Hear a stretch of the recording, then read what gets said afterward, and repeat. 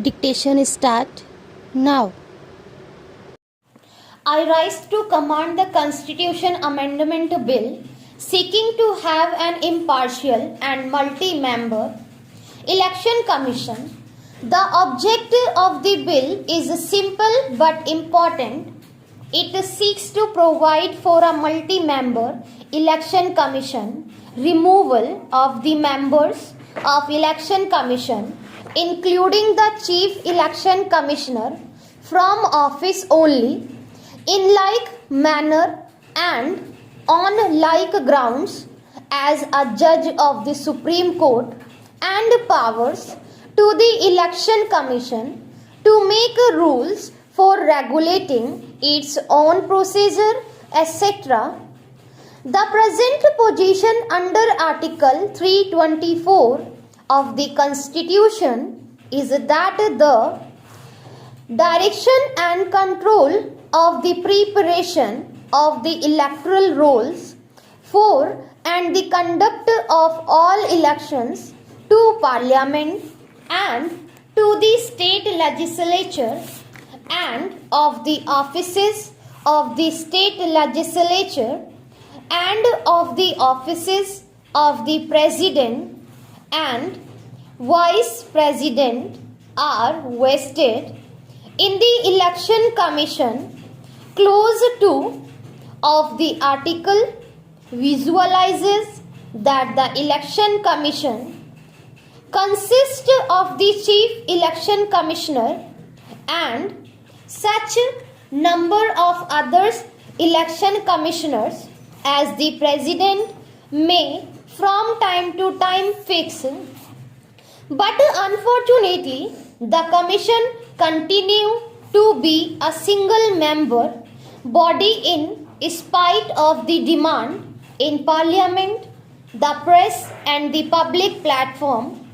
The chief election commissioner, the words election commissioners are incorrect, is the sole authority in all matters pertaining to preparation of the electoral rolls and conduct of election of the president, the vice president and members of parliament and of state legislatures in this largest democratic electoral system in the world.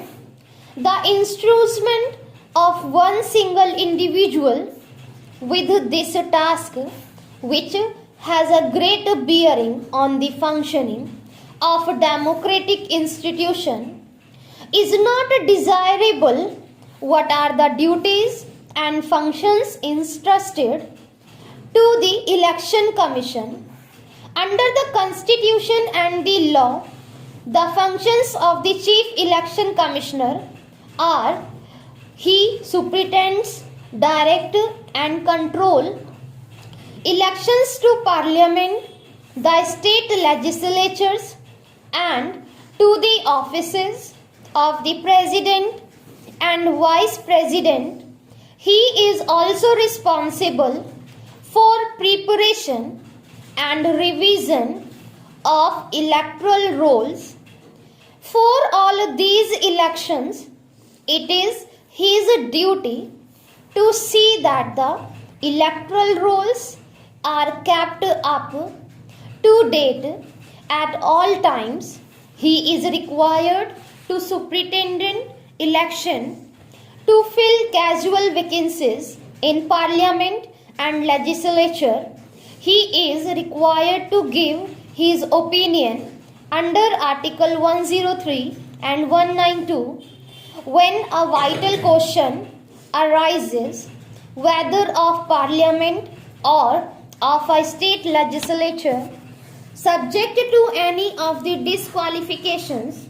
The chief election commissioner also directs and controls the preparation of electoral rolls of a state as well as the union territories and settles the program of work of them, orders the holding of by-elections to fill up casual vacancies.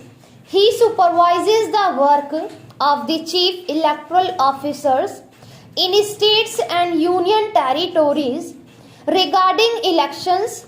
He examines the report submitted by the electoral officers regarding filling of account of election expenses by contesting candidates and disqualifications of defaulting candidates.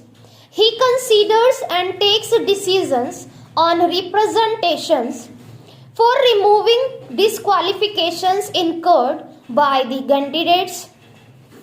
He hears cases relating to recognition of political parties and allotment of symbols.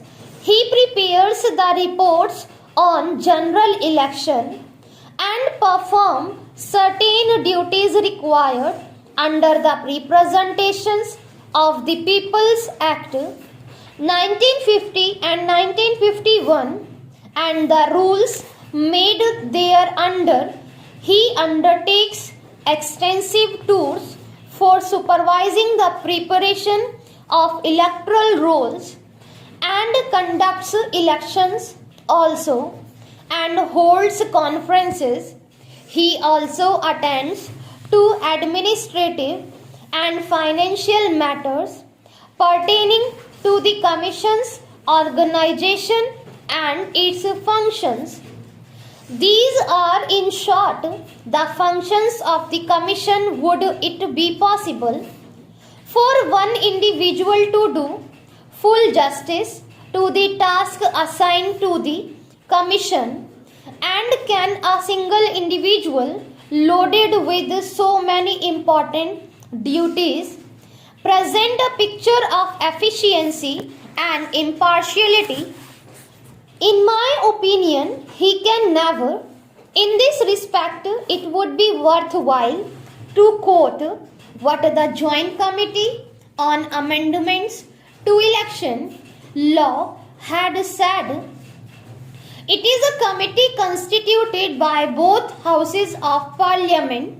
It says that in order that elections based on adult suffrage in the country may be free and fair, it is essential that the election work should be spread and done throughout the length and breadth of the country, and that even in the remotest villages this work should be done in a manner so as to inspire the confidence of the people.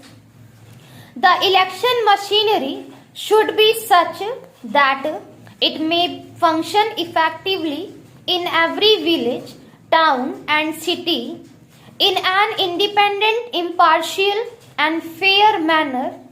Gradually, elections have ceased to be a 5 years affair, but are held, if not every year, at least in every alternate year, in some part or other of our vast country. The elections have therefore become a continuing process of entailing enormous work on the election commission. The immensity of the task of the election commission and the complexities of the duties it is called upon to discharge are too obvious and do not require any elaboration. It is too great a burden for a single person to exercise supervision, direction and control effectively on the whole process of elections throughout the country.